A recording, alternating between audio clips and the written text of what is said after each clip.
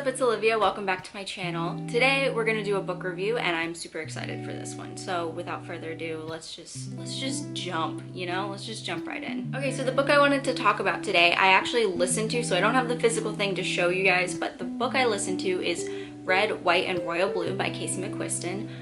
Spoiler alert, this book got 5 stars from me. So if you're looking for a negative review, I don't know what to tell you. So instead of me horribly trying to explain the book, because anytime I try and use my own words, I just butcher it horribly, I'm gonna read the synopsis for you off of the story graph. What happens when America's first son falls in love with the Prince of Wales? When his mother became president, Alex Claremont Diaz was promptly cast as the American equivalent of a young royal.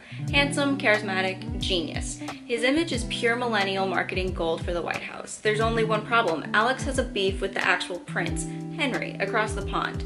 And when the tabloids get that's worded weird. And when the tabloids get hold of a photo involving an Alex-Henry altercation, US-British relations take a turn for the worst. Heads of family, state, and other handlers devise a plan for damage control, staging a truce between the two rivals. What at first begins as fake, Instagrammable friendship grows deeper and more dangerous than either Alex or Henry could have imagined. Soon, Alex finds himself Wow, reading out loud is not my strong suit. Apologies. Soon, Alex finds himself hurtling into a secret romance with a surprisingly unstuffy Henry that could derail the campaign and upend 2 nations, and begs the question, can love save the world after all? Where do we find the courage and the power to be the people we were meant to be, and how can we learn to let our true colors shine through? Casey McQuiston's Red, White, and Royal Blue proves true love isn't always diplomatic. Before I continue with my review and telling you guys what I thought of the whole story, I do want to mention that this book does have some sexual content. It's nothing like super explicit or 50 Shades of Grey content, like it's nothing like that. And if you are over the age of 16, you should be okay. And there honestly are worse things on TV now than a loving couple in a relationship. So yeah, I just wanted to give that warning in case you are like, maybe I'll pick it up, but stuff like that is not your cup of tea. So yeah, let's continue with my review.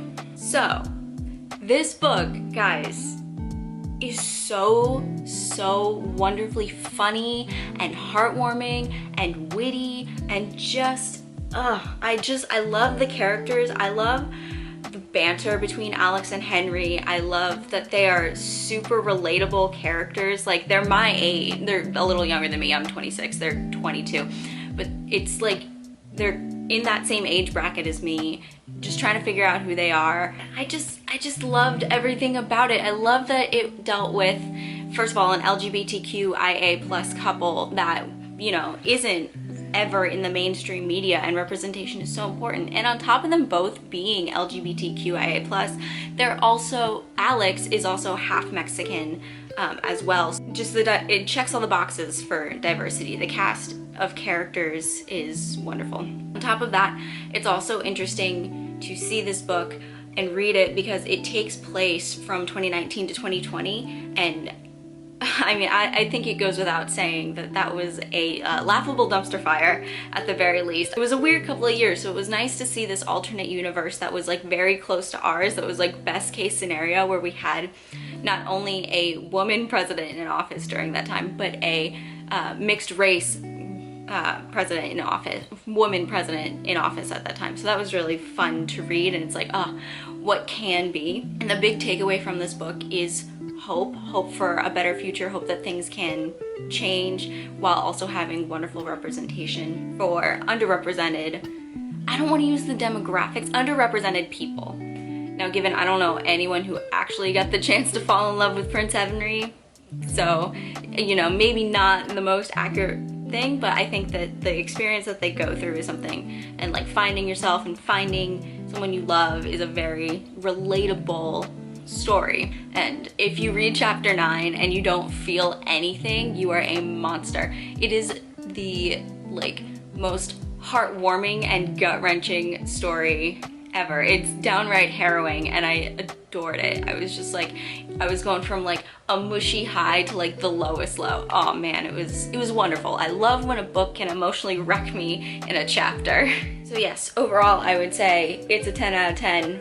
Fun read. I think it does a really good job of telling a wonderful, hopeful story, and frankly, people in underrepresented groups deserve mushy love stories. Like, obviously you see back here I've got Twilight, and that's, you know, relatively regular mushy love story between two straight people, and I think that all of the representation in this book is super important, and I just loved every second of it. And on top of all of the wonderful things I've already said about this book, I would actually recommend this book if you are someone who watches me who maybe thinks, oh, I'm not really into reading. This is the book I would say you should maybe read to like start getting into it. It's 400 pages, so it seems like kind of a lot. If you're not really reading, it seems like kind of a lofty undertaking. It is extremely fast-paced.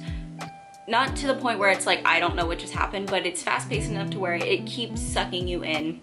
And it was just fun. Like, sometimes you just need a fun read, and a lot of times books are these big, thick, like, chapter books where you're just like, I could never get through that. This is a very quick, easy read, and I would totally, like, this is a wonderful summer read too, as the weather's getting warmer. I think this would be a great book to just breeze through on the beach. So now that we have my thoughts about the actual book aside, I did read this book just as the Meghan Markle and Prince Harry story is coming out, so I do think that it's worth talking about and comparing the two situations, because as you heard in the synopsis, that the media played a huge part in their story, and a big part of actually the character Henry, because obviously Prince Harry, his real name is also Henry, but a big part of the character Prince Henry's story is that he's not fully out, and like he doesn't want the media to know anything about it because it would ruin the look of the monarchy. And you know, they basically have full control, or they want to maintain control over their look and remain classic. And we see the mirror of that with Meghan. Now, Meghan is obviously not part of the, or that we're aware of, Meghan is not part of the LGBTQIA plus community.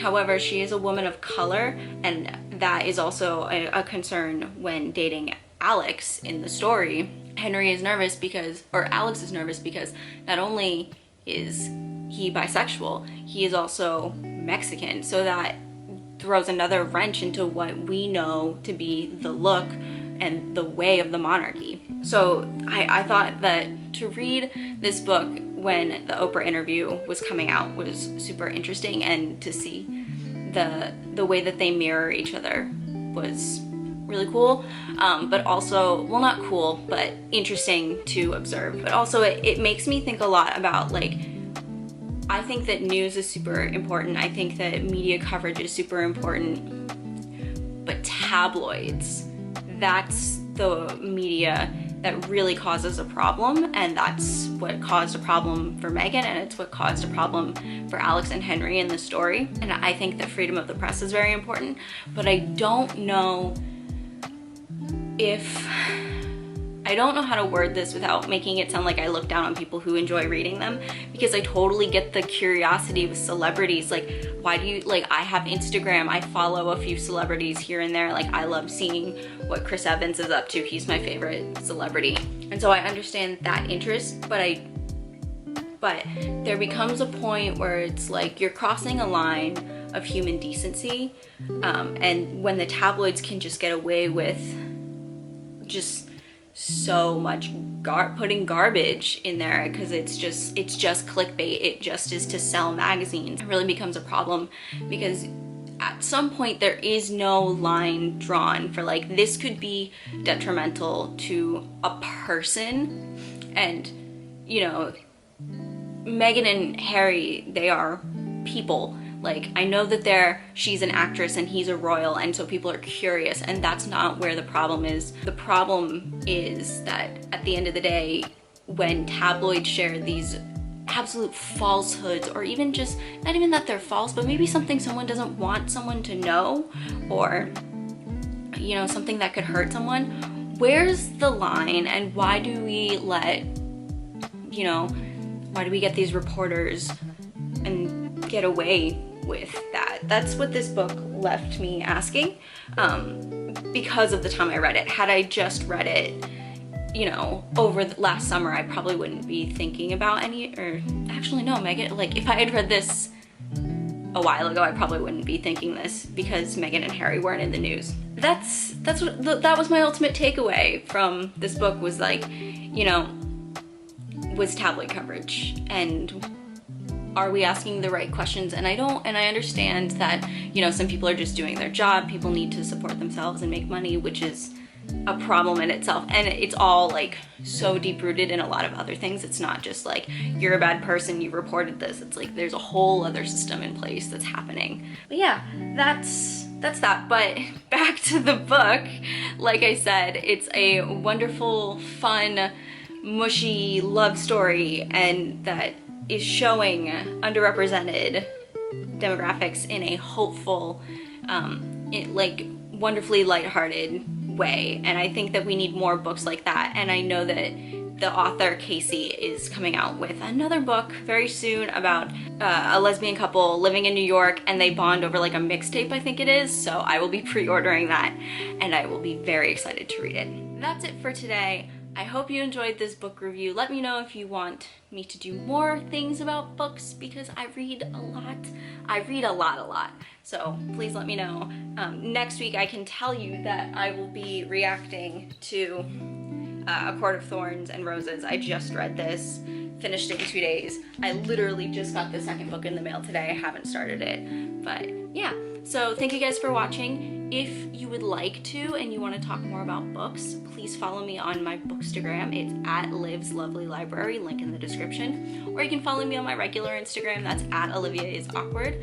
Obviously, please subscribe. Leave a comment down below telling me your book recommendations. If you've read this book, what did you think about it? And yeah, that's all I got for you guys.